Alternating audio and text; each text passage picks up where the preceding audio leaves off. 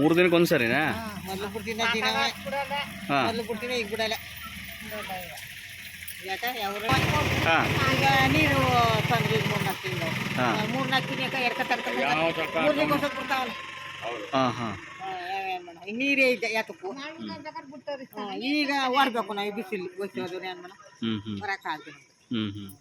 ಎಲ್ಲಿಗೆ ಹೋಗಿ ತಗೊಬರ್ಬೇಕು ನೀರು ನೀವು? ಇಲ್ಲಿ ತರಬೇಕು, ಗುಡ್ದೆ ರಾಜ್ ಮುಂದ್ಕೋಬೇಕು. ಇಲ್ದೇರ ಮುಂದೆ ಎಲ್ಲಿ? ಅದಾದ ಅಲ್ಲಿಂದ ಬಡಗನ ಎಲ್ಲಿ ಹೋಗಿ ತರಬೇಕು. ಇಲ್ದೇರ ಎಲ್ಲಿ ಯಾರು ಹೋಗಿ ತರಲೇಬೇಕು ಇರತ್ತ ಬುಡ್ದೆ ಬಿಟ್ಟಿರ ಯಾಕಂಬಿಟ್ಟಾನ ಅಲ್ಲಿ ಹೋಗ್ಬಿಡ್ತಾರೆ. ನಿಮ್ಮ ಮೆಂಬರ್ಗಳು ಯಾರಿಗೂ ಹೇಳಿಲ್ವಾ?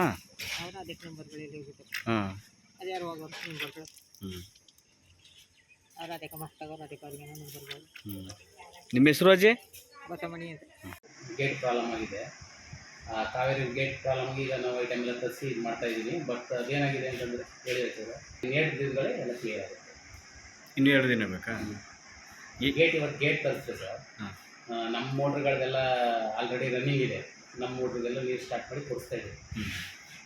ಈಗ ಇವತ್ತು ಗೇಟ್ ಎಲ್ಲ ಅಳವಡಿಸಿದ್ರೆ ನಾಳೆ ಆಗ್ಬೋದು, ಇಲ್ಲ ಯಾವ್ಯಾವ ಏರಿಯಾ ಪ್ರಾಬ್ಲಮ್ ಇದೆ ಸರ್? ಅದು ಕಾವೇರಿ ನೀರು 9 ಅಡಿಗೆ ಹೋಯ್ತೈತೆ ಸರ್. ಅದು 9 ಅಡಿಲಿ ಈಗ ನಮ್ಮ ಮೋಟ್ರ್ಗಳೆಲ್ಲ ರನ್ನಿಂಗ್ ಅವೆ. ತೀರಾ ಸಮಸ್ಯೆಲ್ಲ ಬಗೆಹರಿಸ್ತಾ ಇದೆ.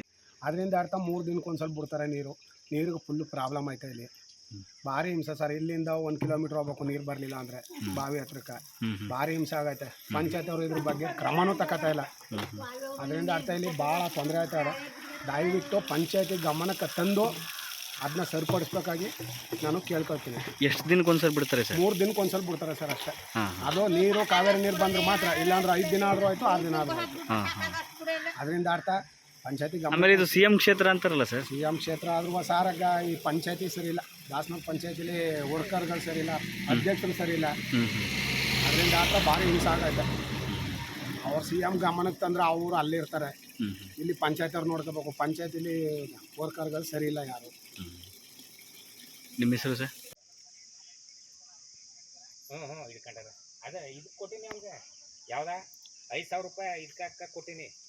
ಕಂದಾಯ ಇದಕ್ಕೆ ಕೇಳಿ ಬರ್ದಲ್ಲ. ಕೊಟ್ಟಿನಿ ಇಲ್ಲ ಅದನ್ನೂ ಕೊಟ್ಟಿನಿ.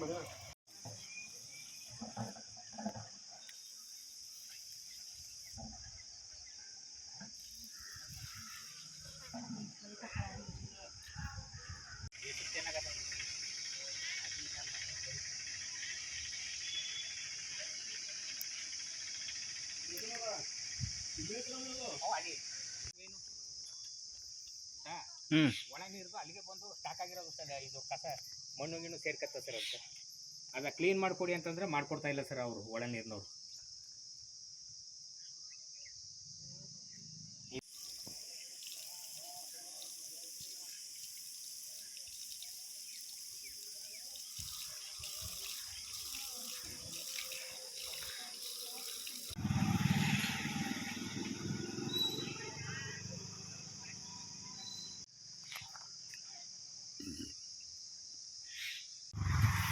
That was